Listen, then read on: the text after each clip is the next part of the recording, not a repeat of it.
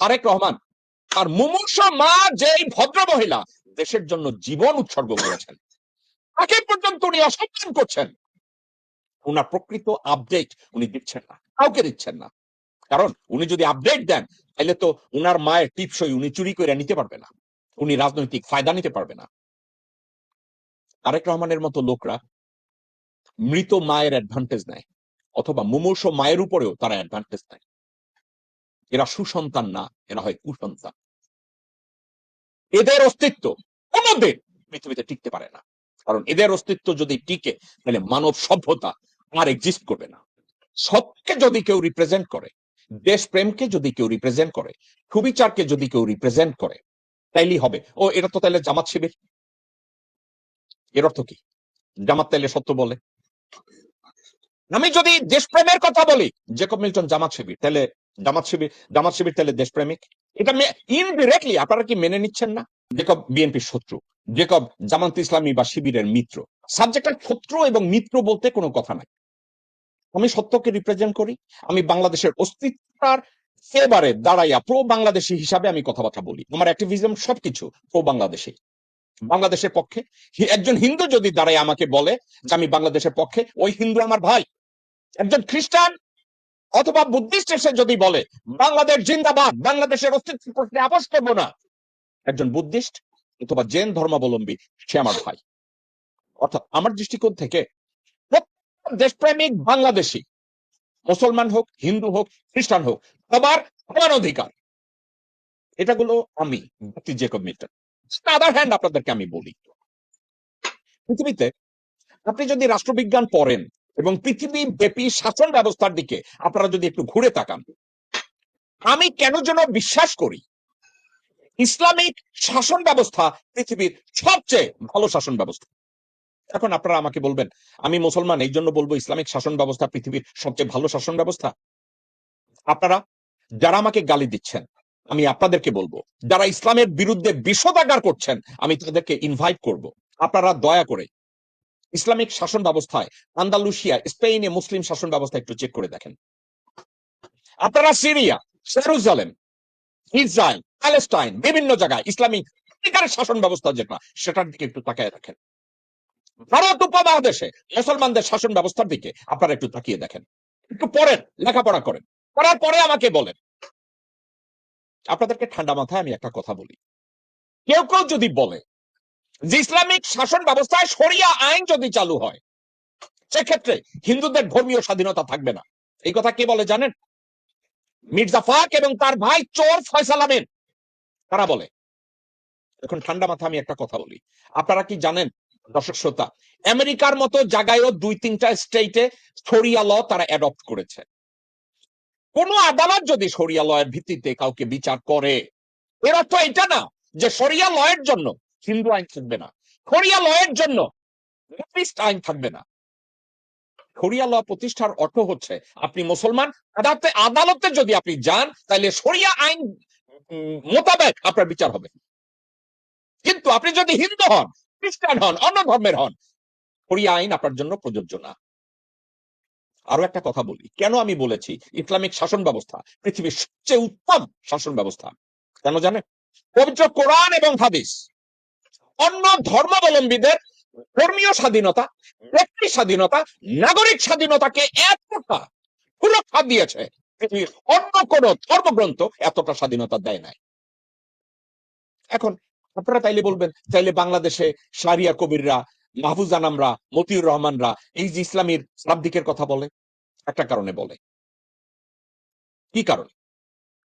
কারণটা হলো বাংলাদেশে যারা ইসলামী শাসন ব্যবস্থা কায়েম করবে তারা ইসলাম সম্পর্কে আসলে কতটা জানে, তারা সত্যিকারের ইসলামকে তারা ধারণ করে কিনা, সত্যিকারের ইসলামকে তারা মনে প্রাণে বিশ্বাস করে কিনা।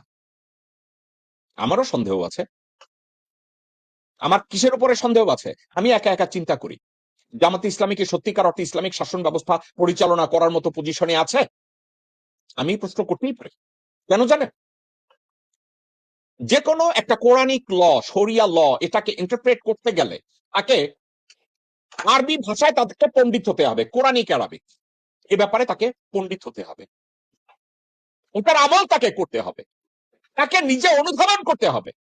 কনফুসিয়াস যেমন বলেছিলেন, আইন প্রণেতা আগে আইন ফলো করবে, ঠিক একইভাবে আমি যদি বলি ইসলামিক শাসন ব্যবস্থার কথা যারা বলে, ইসলামিক আইন আগে তাদের মানতে হবে। কারণ ইসলাম বলে তুমি নিজে যেই কাজটা করো ওই কাজটা অন্য একজনকে করতে নিষেধ করবা না।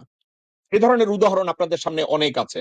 যেমন আমাদের মহানবী কাউকে চিনি খাওয়ার কথা, মিষ্টি খাওয়ার কথা নিষেধ করতেন না যতক্ষণ পর্যন্ত উনি মিষ্টি খাওয়া নিজে বন্ধ না করছেন। বাংলাদেশে আজকের রাজনৈতিক দর্শনটা এমন ভাবেই আমাদের সামনে উপস্থাপন করা হয়, সবকে যদি কেউ রিপ্রেজেন্ট করে, দেশপ্রেমকে যদি কেউ রিপ্রেজেন্ট করে, সুবিচারকে যদি কেউ রিপ্রেজেন্ট করে, তাইলেই হবে ও এটা তো তাহলে জামাত শিবির। এর অর্থ কি? জামাত তাইলে সত্য বলে। আমি যদি দেশপ্রেমের কথা বলি, জেকব মিল্টন জামাত শিবির, তাহলে জামাত শিবির তাহলে দেশপ্রেমিক। এটা ইনডিরেক্টলি আপনারা কি মেনে নিচ্ছেন না? আমাকে যখন আপনারা জামাত শিবির বানান, আপনারা পরোক্ষভাবে কি করছেন জানেন? জামাত শিবিরকে সত্যবাদী বানাচ্ছেন, জামাত শিবিরকে দেশপ্রেমিক বানাচ্ছেন, জামাত শিবিরকে যোগ্য বানাচ্ছেন। কেন বানাচ্ছেন জানেন? আমি যোগ্যতার কথা বলি, আমি সত্যের কথা বলি, আমি সুবিচারের কথা বলি, আমি কোরআনের কথা বলি, আমি হাদিসের কথা বলি, আমি মানবিকতার কথা বলি, আমি সব ধর্মের স্বাধীনতার কথা বলি, আমি সব ধর্মকে সমানভাবে দেখার কথা বলি। এটা সাবজেক্ট। বিএনপির রাজনীতি করতে গেলে অন্য একটা রাজনীতির পরচর্চা করা কি আমার নীতি? বিএনপি এটাকে শিখতে হবে। শুধু বিএনপি না, বিএনপি, আওয়ামী লীগ, বামপন্থী প্রত্যেকটা লোককে এটা শিখতে হবে। আপনাদের নিজেদের ফিলোসফি কোথায়? আপনাদের ফিলোসফি কি অন্যের কাপড় খোলা? তারেক রহমান 60 বছর বয়স্ক একজন মানুষ, আজ পর্যন্ত তার নিজের রাজনৈতিক দর্শন কি এটাকে উনি ব্যাখ্যা করতে পারেন নাই। তারেক রহমান গত 60 বছরে তার দলের অর্থনৈতিক নীতি কি হবে এটা ব্যাখ্যা করতে পারে নাই, পররাষ্ট্রনীতি কি হবে এটা উনি ব্যাখ্যা করতে পারে নাই, শিক্ষানীতি কি হবে তারেক রহমান এটা ব্যাখ্যা করতে পারে নাই, বাণিজ্য নীতি কি হবে এটা নিয়ে তারেক রহমান ব্যাখ্যা করতে পারে নাই।